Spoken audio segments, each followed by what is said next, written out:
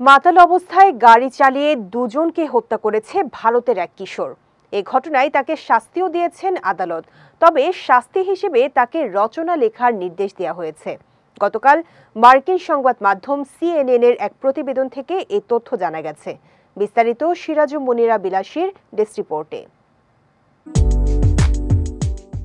CNN এর প্রতিবেদন থেকে জানা যায়, ভারতের বিচার বিভাগ রচনা লেখার সাজা দিয়েছেন এক কিশোরকে।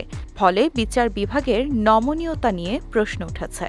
এছাড়া জনগণের মাঝে এ ঘটনায় তীব্র ক্ষোভ বিরাজ করছে। সাধারণ মানুষ ওই কিশোরের কঠোর শাস্তির দাবি করেছেন।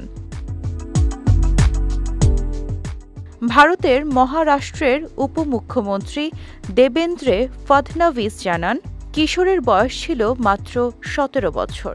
এই ঘটনায় ওই কিশোরকে কারা হেফাজতে নেওয়া হয়। এরপর তাকে জুভেইনাল জাস্টিস বোর্ডের সামনে হাজির করা হয়। সেখানে সে জামিনে মুক্তি পায়। তবে অপরাধের শাস্তিস্বরূপ তাকে 15 দিনের সমাজসেবা ও সড়ক নিরাপত্তা নিয়ে রচনা লিখতে বলা হয়।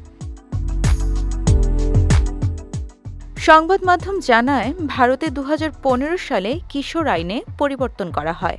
ওই আইন অনুসারে 16 বছরের বেশি বয়সের কিশোররা নৃশংস অপরাধ করলে প্রাপ্তবয়স্ক হিসেবে বিচার করা যাবে।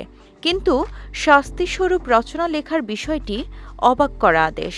ওয়ালটন ফ্রিজ কিনে অনেকের মতো আপনিও হয়ে যেতে পারেন মিলেনিয়াল। সেরা পণ্যের সেরা অফার। এছাড়া নিহতদের ন্যায় বিচার ও অভিযুক্তের যথাযথ শাস্তি নিশ্চিত করতে ক্ষমতার মধ্যে সবকিছু করা হবে বলেও জানা যায় সংবাদ মাধ্যম থেকে।